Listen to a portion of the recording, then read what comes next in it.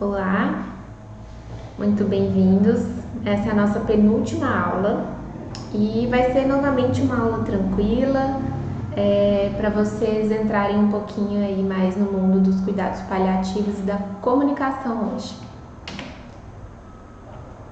Então vamos começar com a comunicação. Já falei algumas vezes sobre comunicação, falei num curso de Covid que teve aqui. Já falei para outras turmas, outras faculdades e é muito importante a gente, como médico, saber comunicar as notícias, os diagnósticos, os prognósticos para os nossos pacientes e para os familiares dos nossos pacientes. Então, comunicação de más notícias, que é o que a gente mais tem dificuldade e é uma realidade na nossa prática médica, seja você qualquer especialidade que você tenha, é a realidade do médico. Em cuidados paliativos, a primeira notícia que se tem é uma má notícia. Olha, não existe tratamento curativo. Isso é uma má notícia. Então, nós, enquanto médicos e os profissionais de cuidados paliativos, precisam saber comunicar as más notícias de uma maneira efetiva, eficiente e que tenha um bom resultado tanto para o paciente como para os seus familiares.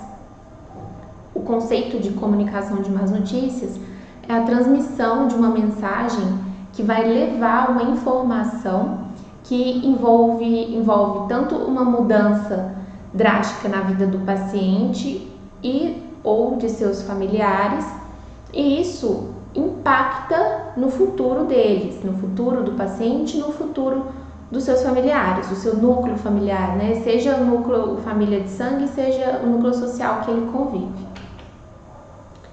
Então, para a gente poder falar sobre a comunicação de más notícias, a gente precisa relembrar um pouquinho do que a gente já teve, né? Nossa aula sobre a reflexão sobre a morte.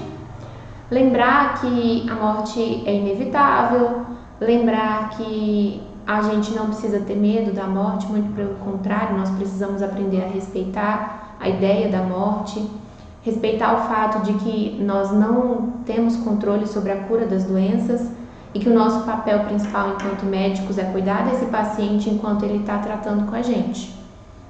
A gente só pode se sentir fracassado se esse paciente não se sentiu cuidado durante o tratamento que ele fez conosco. Então, relembrar um pouquinho desse contexto aí de morte. Por que é importante a gente saber disso? Porque a visão que nós temos da morte, ela é muito importante, ela interfere diretamente na forma com a qual a gente vai comunicar as notícias ruins para as pessoas.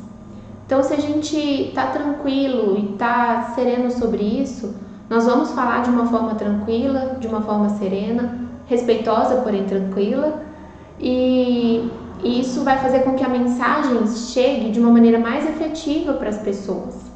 Da mesma forma, nós não vamos sofrer enquanto a gente transmite as más notícias. É importante a gente diferenciar o conceito de empatia e o conceito de compaixão. Lembrar que nós, profissionais de saúde, a gente fala muito sobre empatia, né? Empatia é a habilidade de se colocar no lugar do outro. Mas nós, profissionais de saúde, precisamos tomar muito cuidado com essa questão da empatia. A empatia, se a gente não tomar cuidado, a gente pode se colocar tanto no lugar do outro que a gente vai acabar se perdendo no lugar do outro e acaba esquecendo de nós. Por isso que é muito importante, tanto para o profissional de cuidados paliativos, mas para o profissional de saúde em geral, a gente saber exercer a compaixão. O que é a compaixão? Na compaixão, a gente consegue identificar o sofrimento do outro, a gente consegue perceber esse sofrimento. Porém, esse sofrimento não invade a nós. A gente não se contamina pelo sofrimento do outro. Muito pelo contrário, a gente é capaz de auxiliar o próximo a superar esse sofrimento e fazer desse momento algo que seja significativo para ele. Então, é muito importante a gente aprender a desenvolver a nossa compaixão. A gente não pode se colocar totalmente no lugar do outro, no lugar dos nossos pacientes, porque senão a gente vai acabar doente, a gente vai acabar absorvendo para nós aquilo que não é nosso. a gente precisa relembrar a importância do autocuidado. Quanto é importante a gente cuidar da nossa saúde mental. O quanto é importante a gente ter assim, paz para poder atuar na nossa prática, sabendo que a gente fez aquilo que a gente podia. A gente ter a nossa cabeça no lugar permite que nós possamos ajudar as pessoas de uma maneira melhor. Para comunicar as más notícias, a gente usa a linguagem. Temos a linguagem verbal e a linguagem não verbal. Na linguagem verbal, nós temos 3 aspectos: a nitidez, a especificidade e o fato de evitarmos o caráter punitivo. Na nitidez, aqui a gente precisa falar de uma maneira clara, usar palavras que o paciente, que o familiar vá compreender, evitando o uso excessivo de jargões médicos, palavras difíceis, termos que eles não vão compreender. Então é importante que a gente seja nítido no que a gente fala. Na especificidade, a gente precisa fornecer detalhes suficientes para o paciente e para os seus familiares compreenderem o que está acontecendo.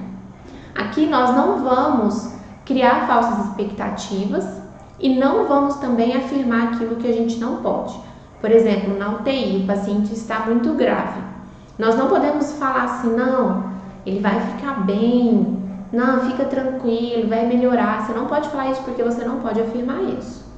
Mas você também não pode falar assim, olha, infelizmente aqui, segundo as nossas previsões, ele tem no máximo 12 horas de vida. A gente não pode falar isso. O que a gente pode falar é, o paciente está muito grave, eu aconselho que os familiares venham, visitem, mas a gente não pode afirmar nada que não está dentro do nosso controle. E aqui evitar o caráter punitivo é evitar os julgamentos, tratar sempre com respeito, não repreender, censurar. Então a gente precisa, antes de qualquer coisa, ter respeito pelo paciente e pelo familiar. Na linguagem não verbal, eu trouxe aqui até a mesma imagem lá do começo, né? Tomar cuidado com os fatores ambientais, avaliar se o local é preparado para isso. Na cinésica, a gente precisa tomar cuidado com as nossas expressões faciais, a nossa postura, a nossa linguagem corporal. Então, ajeitar o cabelo, lavar o rosto, apresentar-se com uma boa imagem. Na proxêmica, a gente precisa utilizar o espaço interpessoal de uma maneira adequada, como, por exemplo, eliminando as barreiras.